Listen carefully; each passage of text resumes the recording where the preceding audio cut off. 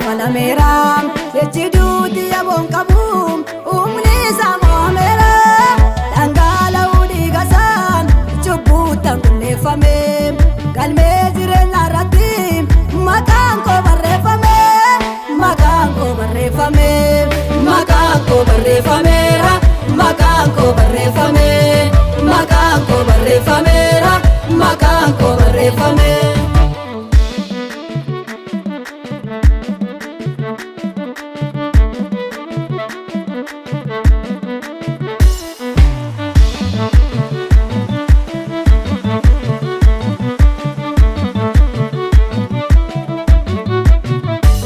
Gatiri gasatiin nabitee kansana godhateera jaalala mudaan qabne Yesuus na jaallateera anoo kanan jedhu na baadda jaalallisa fagooda bokkaa garasi baatee na fide markisa baatee na fide markisa baatee na fide markisa baatee na fide markisa baatee na fide markisa baatee na fide markisa.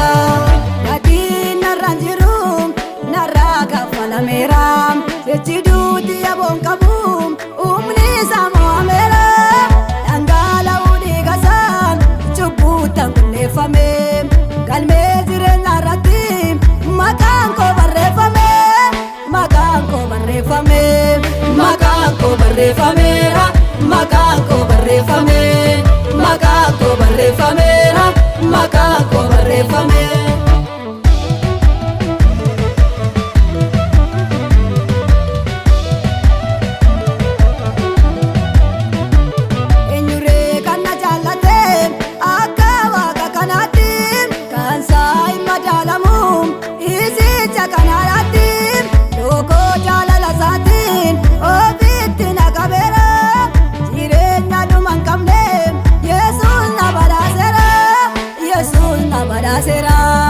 Yesuus na badhaasera Yesuus na badhaasera Yesuus na badhaasera Yesuus na badhaasera gatiin narraan jiru narraa kaffalameera jechuuti yaboon qabuun humni isaa moo'ameera dhangala'uu dhiigasaan cubbuutaan qulleeffame galmee jireenya irratti maqaan koo barreeffame maqaan koo barreeffame maqaan koo barreeffameera maqaan koo barreeffame maqaan koo barreeffameera maqaan koo barreeffame.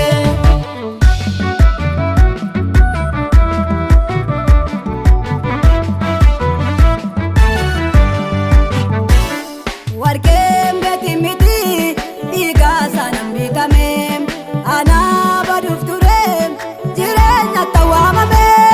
Ansaa kanan jedhu eessaa jalqabeen xumura olmaan saanarree dhummatee dachaan mana koo jira dachaan mana koo jira dachaan mana koo jira dachaan mana koo jira dachaan mana koo jira dachaan mana koo jira gatiin narraan jiru narraa kaffalameera jechuuti yaboon qabuun humni isaa moo'ameera. Qulleeffame galmee jireenya irratti maqaan koo barreeffame maqaan koo barreeffame maqaan koo barreeffameera maqaan koo barreeffame maqaan koo barreeffameera maqaan koo barreeffame.